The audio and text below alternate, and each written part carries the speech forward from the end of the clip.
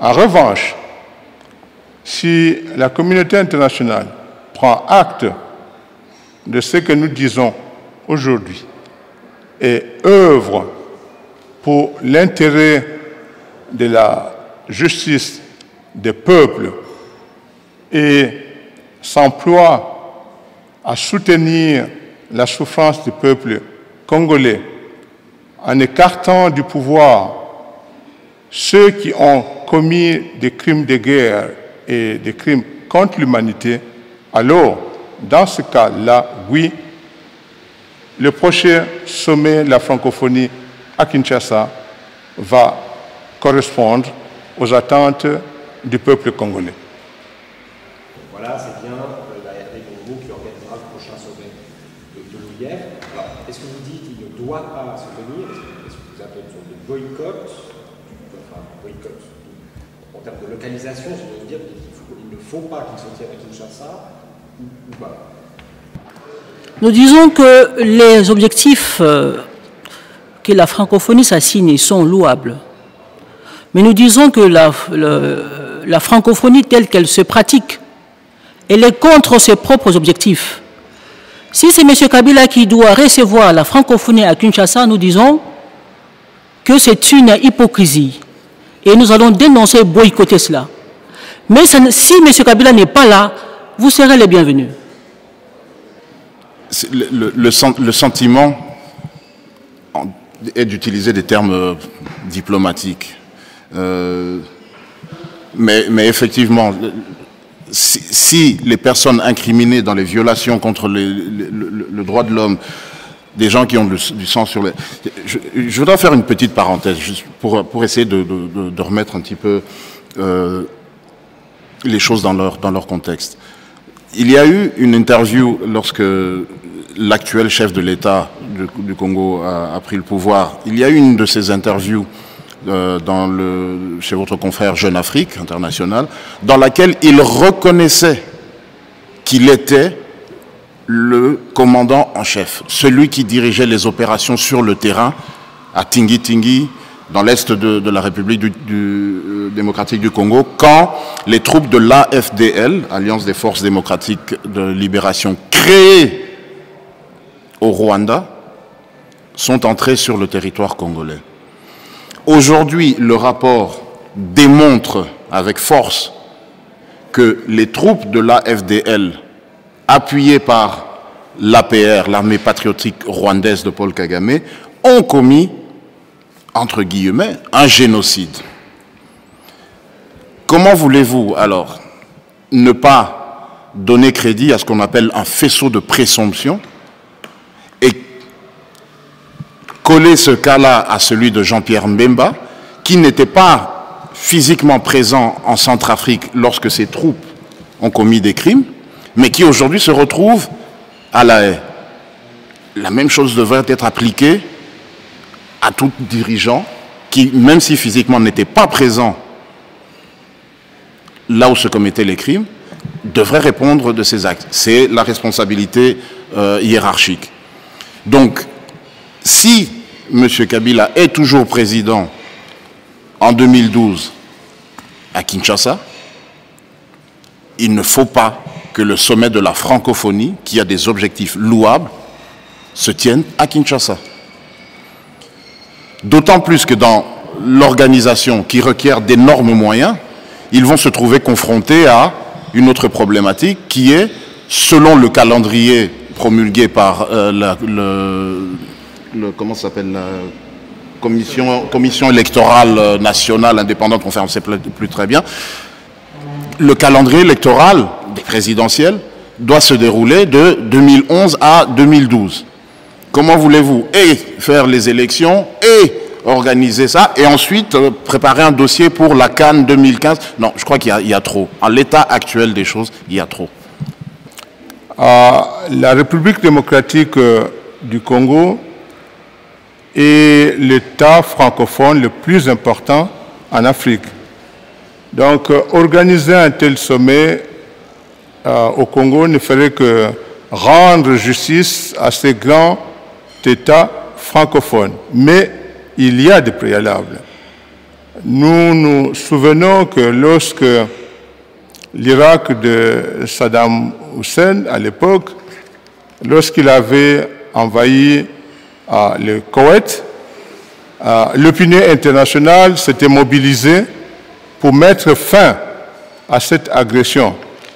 Pour quelles raisons cette même opinion internationale s'est-elle tue lorsque le Rwanda, le Burundi et l'Ouganda ont décidé d'attaquer le Congo? Si le Madagascar n'a pas été retenu, il y a certes plusieurs raisons, mais il y a un problème de gouvernance. Si donc, en République démocratique du Congo, les conditions ne sont pas remplies, entre autres la mise à l'écart des acteurs qui ont commis des crimes contre le peuple congolais, organiser un tel sommet à Kinshasa reviendrait à mettre en avant l'hypocrisie de la communauté internationale. Comment des chefs d'État qui dénoncent des crimes, qui luttent pour une meilleure gouvernance sur le plan international, comment de tels chefs d'État pourront-ils se rendre à Kinshasa pour saluer des criminels? Cela ne correspondrait-il pas à donner une sorte d'honorabilité aux chefs d'État qui croiront qu'ils sont appréciés par le monde entier? Raison pour laquelle nous disons que si toutes ces conditions ne sont pas remplies,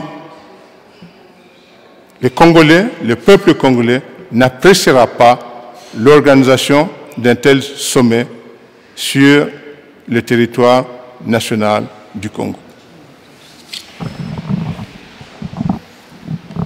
J'ajouterai à ce qui vient d'être dit, quand vous lirez la requête, vous verrez que la CPI, les statuts de Rome, rend compétente la CPI pour des crimes qui sont commis à partir du mois de juillet 2002. Et depuis 2002, vous verrez que dans notre pays, M. Kabila a tué des Bas-Congo dans les Bas-Congo. Et c'est à travers une association qui s'appelle Bundu Dia Congo. C'était un minimum de 19 membres qui ont été tués en 2002, juillet 2002. Et en 2006, M. Kabila a chargé la maison de Jean-Pierre Bemba où se trouvaient 16 ambassadeurs de l'Union européenne. Ils ont failli être tués en date du 20 août 2006. Et cela est connu de tout le monde. Mais on n'en parle pas. Il y a eu plus de 300 morts dans la capitale, Kinshasa. Ça s'est répété contre Bemba au mois de mars 2007. Et du 22 mars au 24 mars 2007, il a affronté Bemba dans la ville de Kinshasa et ça fait plus de 1000 morts. C'est à cette occasion-là que Bemba est parti en exil. Aujourd'hui, il est en prison, à la prison de la CPI. Ça ne s'est pas arrêté là.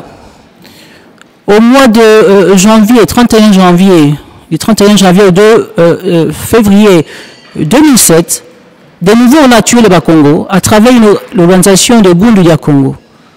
C'était plus de 100 morts. Ça ne s'est pas arrêté. Au mois de mars 2008, vous verrez tout ça dans la raquette. De nouveau, ils ont chargé le Bas-Congo et c'était plus de 1000 morts dans le Bas-Congo. Et nous pensons que c'est assez. Ils nous tuent comme si c'était normal.